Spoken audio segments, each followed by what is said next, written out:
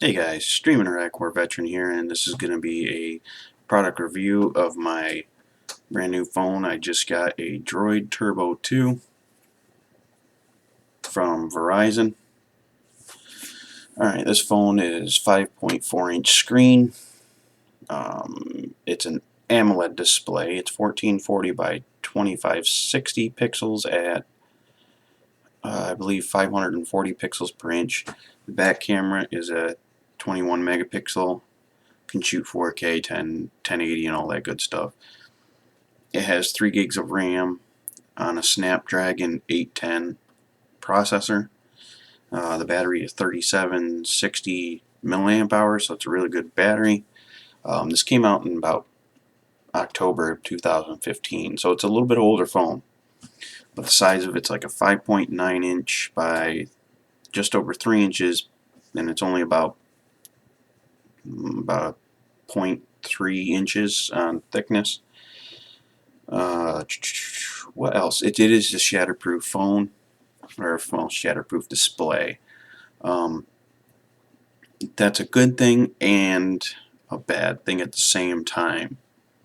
This screen here, this isn't the screen that you're touching. Basically, this top part here is a glorified screen protector. It's just plastic, flexible plastic. Now, what most people don't realize is when you get this phone, you can drop this off 50 feet and it's not going to shatter the display. The internals will break at that point before the display will break. But what they don't realize is when some people get this phone that you can actually peel this top layer off. You just get a little like X-Acto knife or something like that, or a razor blade in there a little bit, and you can peel that top layer off, and you can buy a new one for like 30 bucks from the Motorola website. So most people don't know that, but that's what you can do with this phone. It has 3 gigs of RAM, like I said. It is running Android 7.0, and I will show you that.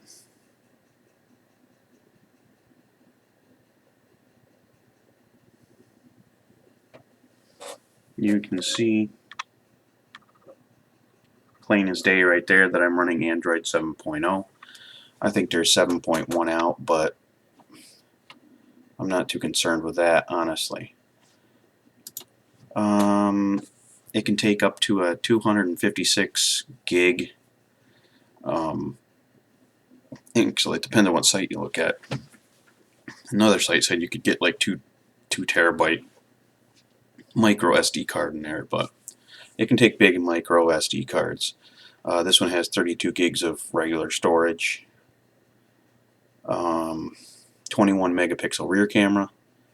The front one is a 5 megapixel camera, which I'm not very happy about their app because you got to kind of do the stupid little shake thing like that to switch it around. See, it went to the camera,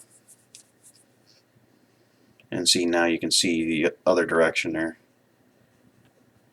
But I'm not fond of that shaking crap, so that's not a negative, being the fact that you can, there's so many apps out there that you can use for cameras. Probably people prefer some of the actual,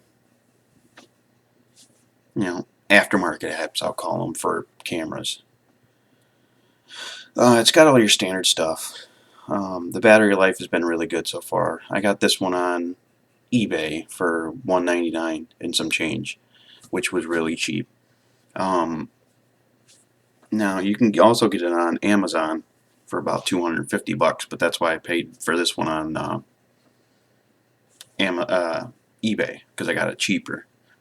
On the back of it here, this is actually ballistics nylon. It's actually, I love the feel of this stuff. It's really nice. And if you do end up setting the camera down, it is recessed, so you're not going to scratch the lens like Apple's devices or other things. I've been really happy with this phone. Battery life is great, depending on what you do with it. That's with any phone. If you play games and stuff like I do, yeah, you're going to have to charge it once a day easily, or maybe more than once a day, depending on what kind of games you're playing. It's a fast phone. It's got a dual quad core. So 4 of the normal cores when you're doing apps and you're playing games, the first 4 cores is at 2 gigahertz, and the energy saving cores are at 1.5 gigahertz. That's why I call it a dual quad core. The other ones are for energy saving mode and stuff like that. Standby. It's not a very heavy phone. I think it's only like, what does this say?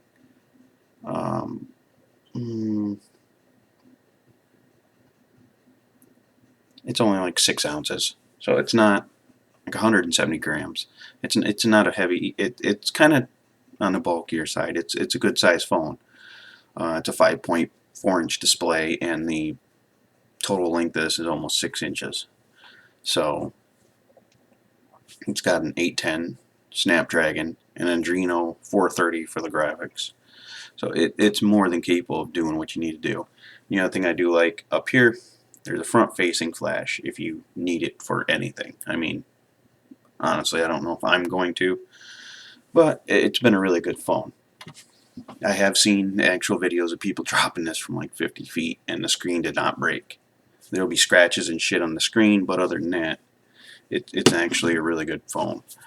The reason I chose this phone is because a lot of people nowadays, this is a perfect phone for if I didn't upgrade it to 7.0. If a lot of people out there are just starting to mess with this phone, like jailbreaking it and seeing what else they can do with it. I bought it because it's in the middle. It's not an expensive phone, basically brand new for $200. I mean, you really can't beat that. That's a good price. Alright guys, I am the Streaming Iraq War Veteran, and this has been my review of the Motorola Droid Turbo 2 on Verizon. Alright guys, have a good day, and if you like this video, please hit that like button and definitely subscribe. Have a good one.